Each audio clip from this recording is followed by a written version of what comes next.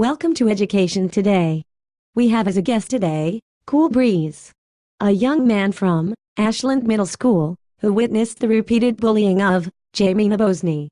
According to the case of Nabosny versus Podlesny, in 2011, Jamie was bullied throughout middle school just because he was openly gay. Thanks for coming on the show, Cool.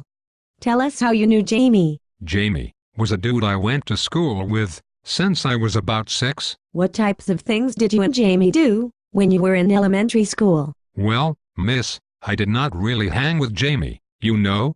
We had classes together, and I would see the way the kids be spitting on him and calling him a fag. So when did these things begin to happen? When we came back from the summer, in 7th grade, people just started calling him gay, and Jamie said he was.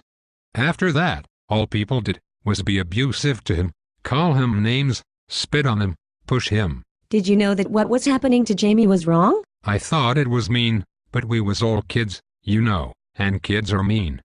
Being gay wasn't common, like it is now. Did Jamie ever say anything to an adult at school about these kids being mean? I remember him telling our teacher, and the kids bullying him, getting detention, but they kept telling him stuff, and being mean.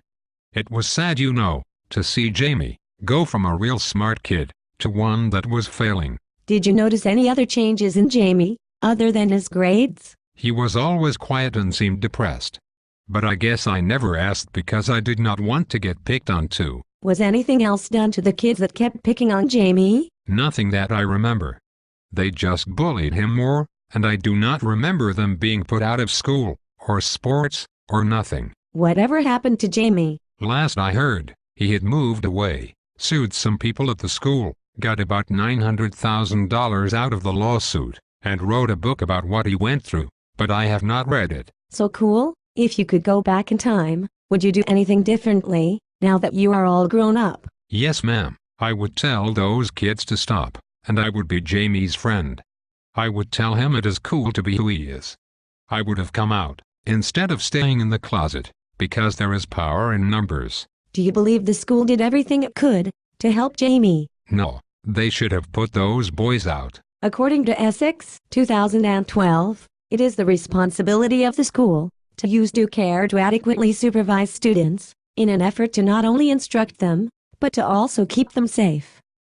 I can say without a doubt, our school did not do that for Jamie. Do you believe Jamie would have continued to be the person and student you knew in elementary school, if the school handled their responsibility like they should have? I think he was a different guy because of his sexual choice, but I do not think he would have quit, or moved away, or been depressed as bad, and I do not think his grades would have changed. Cool. If you could say one thing to the school administrators out there, what would you say? I would tell them to defend every student, no matter how they feel about them personally. Great words of wisdom.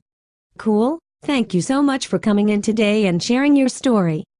Thank you for allowing me to. Barrios, Jones, and Gallagher, 2007, argued that an individual must exercise reasonable care to avoid injury or damage to another person. It was the duty of the educators to provide reasonable care to protect Jamie from harm.